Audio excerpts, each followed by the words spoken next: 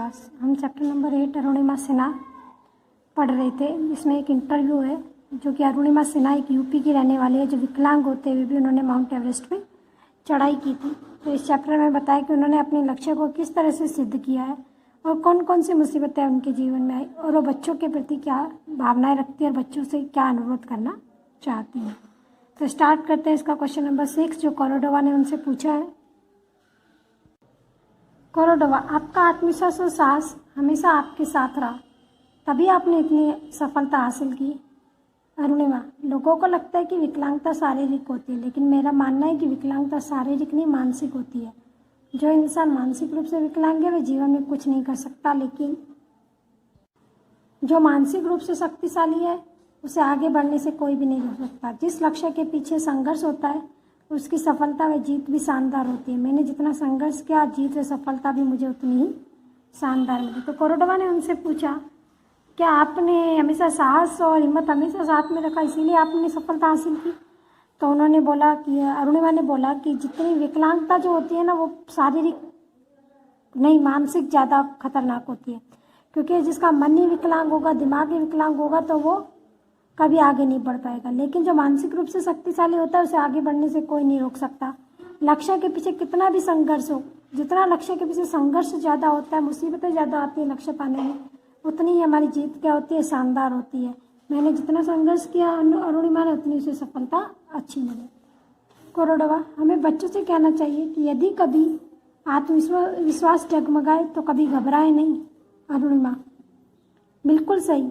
जब आप किसी परेशानी में हो तो घबराओ नहीं, यह सोच लो कि यह जिंदगी का उतार चढ़ाव ही है। हमें बदलाव की आदत डालकर रखनी चाहिए।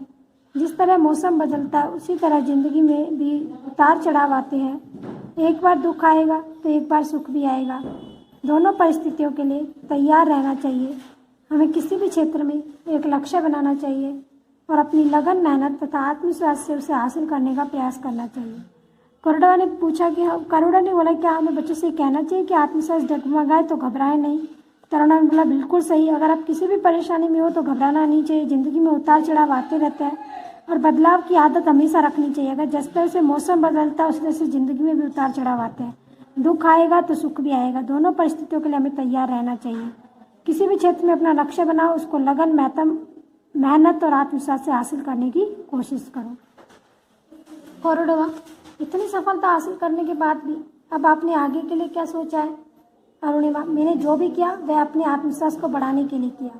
युवा बच्चे अब मुझसे बहुत तेज़ी से जुड़ रहे हैं। मुझे सुनकर बहुत अच्छा लगता है जब युवा बच्चे कहते हैं दीदी हमें भी कुछ करना है।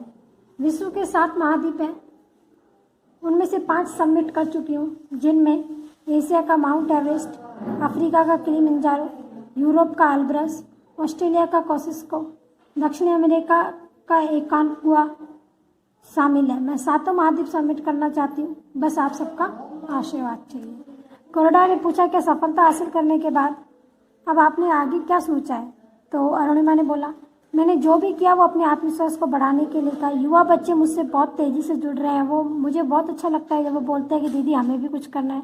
विश्व में 7 महाद्वीप हैं, जैसे कि एशिया, उत्तरी अमेरिका, दक्षिण अमेरिका, ऑस्ट्रेलिया, यूरोप, तो ये अफ्रीका, तो ये जो 7 महाद्वीप हैं इनको 5 को सबमिट कर चुके हैं, यानी कि 5 ऐसी महाद्वीप है जिनमें मैं पर्वत पर चढ़ चुकी हूँ। जैसे एशिया का माउंट एवरेस्ट चढ़ी हूँ, अफ्रीका में किलिमंजारो चढ़ चुकी हूँ, यूरोप में एल्ब्रस, ऑस्ट्रेलिया का कोसिस्को, दक्षिण अमेरिका का एकांकुआ। इन सब में मैं पर्वतों पर चढ़ चुकी हूँ, लेकिन मैं 7 महाद्वीप में जाना चाहती हूँ, बस मेरे को आप सबका आशीर्वाद चाहिए। कोरोडोवा, माउंट एवरेस्ट चढ़ते समय कोई ऐसा पल जो आज तक आप भूल ना पाई हो? अरुणिमा, वैसे तो मुझे एक एक पल याद है, लेकिन जब मैंने माउंट एवरेस्ट की चोटी पर तिरंगा फहराया था वह पल कभी नहीं भूल सकती। उस समय मन कर रहा था जोर से चिल्लाऊं, उन लोगों को बताऊं जो लोग मेरी परिस्थिति से हार मान लेते हैं। जिन लोगों ने मेरी आलोचना की थी उनको मैंने धन्यवाद किया, क्योंकि वे लोग अगर आलोचना नहीं करते तो मैं अपनी काबिलियत को नहीं पहचान पाती। मैंने उनकी आलोचना को नकारात्मक नहीं बल्कि सकारात्मक रूप में लिया। इसी तरह एक वह भी पल था जब हम माउंटेनियरिंग करके नीचे उतरकर वापस आ रहे थे, तब मेरा पैर का ढांचा मेरे पैर से निकल गया। उस स्थिति में यदि पैर लगाती तो रस्सी छूट जाती, और पैर ना लगाती तो चलती कैसे। फिर मैंने एक हाथ से रस्सी पकड़ी और दूसरे हाथ से पैर को पकड़ते हुए घिसट घिसट कर नीचे उतरी। जब मैं नीचे उतरी तो मेरा पूरा पैर खून से लथपथ हो गया। फिर मैंने दस्ताने से उसे साफ किया और आगे बढ़ी। वह पल मैं आज तक नहीं भूल पाई। कोरोडवा ने पूछा, माउंट एवरेस्ट चढ़ते समय कोई ऐसा पल आया जो आप कभी ना भूल पाओ? तो उन्होंने बोला, वैसे तो मुझे हर एक पल याद है माउंट एवरेस्ट की चोटी पर, लेकिन जब मैंने माउंट एवरेस्ट की चोटी पर पहुंचकर तिरंगा फहराया था तब वो पल मैं कभी नहीं भूल सकती थी। उस समय मेरा मन कर रहा था मैं जोर से चिल्लाऊं और सबको बताऊं कि परिस्थिति से हार नहीं माननी चाहिए। और मैंने उन लोगों का धन्यवाद किया जो मेरी बुराई करते थे, मेरे को कमज़ोर समझते थे। अगर वो मुझे कमज़ोर नहीं समझते तो मैं अपना खुद को काबिलियत यानी खुद को संभाल नहीं पाती और खुद को प्रूव नहीं कर पाती। मैंने उनको आलोचना को नकारात्मक नहीं बल्कि सकारात्मक रूप से लिया। लेकिन जब वो माउंटेनिंग करके नीचे उतर रही थी तो उनके जो नकली पैर था वो उनके पैर से निकल गया। उस स्थिति में अगर वो रस्सी छोड़ करके नकली पैर को लगाने जाती हैं तो रस्सी छूट जाती है, और अगर पैर नहीं लगाती तो वो कैसे चलती। लेकिन उन्होंने एक हाथ से रस्सी पकड़ी और दूसरे हाथ से दूसरे पैर को पकड़ के वो नीचे घसीट कर नीचे लाई। नीचे उतरी तो जो प्लास्टिक वाला पैर था वो उनका पूरा खून से लथपथ हो गया, जिसे उन्होंने दस्ताने से साफ किया और आगे बढ़ी। इस पल को वो आज तक नहीं भूल पाई। कोरोडवा, इको एवरेस्ट का क्या मतलब है? अरुणिमा, इको एवरेस्ट का अर्थ है एवरेस्ट स्वच्छता। माउंटेनिंग के समय कहीं भी गंदगी नहीं करना, जैसे चॉकलेट रैपर, झंडा आदि कहीं पर नहीं छोड़ना। माउंटेनिंग करते समय हम लोग अपने पास छोटा सा बैग रखते हैं जिसमें चॉकलेट के रैपर वगैरह डालते हैं। वैसे मैं प्रधानमंत्री के द्वारा चलाए गए स्वच्छ भारत अभियान की उत्तर प्रदेश की ब्रांड एम्बेसडर भी हूँ। कोरोडा ने पूछा, जो इको एवरेस्ट है इसका मतलब क्या होता है? अरुणिमा ने बोला, इको एवरेस्ट का मतलब है एवरेस्ट को स्वच्छ रखना, यानी कि पहाड़ों को स्वच्छ रखना। माउंट के ऊपर, पहाड़ के ऊपर चढ़ते वक्त समय कोई भी गंदगी नहीं करना, जैसे चॉकलेट का रैपर हो, झंडा हो, उसको कहीं नहीं छोड़ना। माउंटेनिंग करते समय वो लोग एक छोटा सा बैग रखते हैं जिसमें वो सारा कचरा डालते हैं।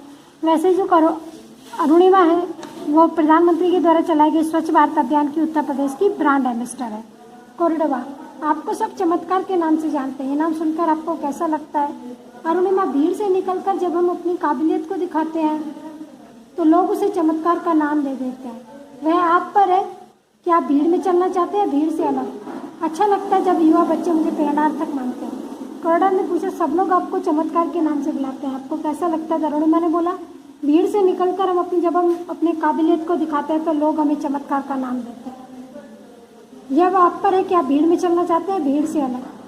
अच्छा लगता है जब युवा बच्चे मुझे प्रेरणार्थक मानते हैं। कोरडवा, आपकी सफलता के पीछे किसका हाथ है? आपके प्रेरणार्थक कौन है? कोरडवा ने पूछा, आपको जो सफलता मिली इसके पीछे कौन कौन आपकी सहायक साबित हुआ, किससे आपको प्रेरणा मिली? अरुणिमा, मेरा परिवार, मेरी स्वर्गीय माँ ज्ञानमाला, मेरी बहन लक्ष्मी सिमा, मेरे भाई साहब और मैडम बछेंद्री पाल, यही मेरे प्रेरणा देने वाले और यही मेरी टीम थी। कोरडवा, आपने अपनी आत्मकथा का नाम born again of the mountain क्यों रखा? कोरडवा ने पूछा, आपने अपनी आत्मकथा का नाम born again on the mountain क्यों रखा? अरुणिमा ने बोला, सच्चाई यही है, मेरा नया जन्म पहाड़ों में हुआ है।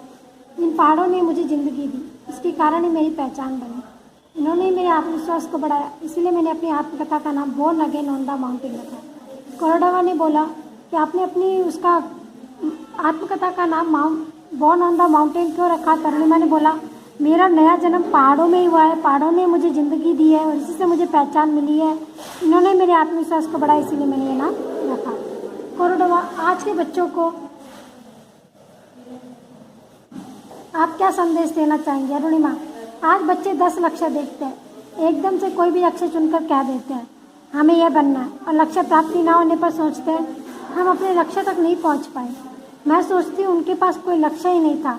अतः मैं संदेश देना चाहती हूँ, सबसे पहले वे एक ही लक्ष्य निर्धारित करें, उसका पीछा करें, अंततः उन्हें लक्ष्य की प्राप्ति जरूर होगी।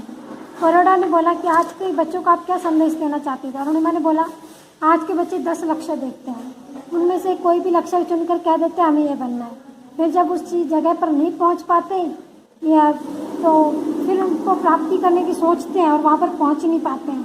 तो मैं सोचती हूँ कि उनका कोई लक्ष्य ही नहीं था। मैं चाहती हूँ कि वो एक लक्ष्य निर्धारित करें, उनका पीछा करें लगातार, उन्हें लक्ष्य की प्राप्ति जरूर होगी। लगन, मेहनत और आत्मविश्वास के बल पर हम अपने लक्ष्य को प्राप्त कर सकते हैं।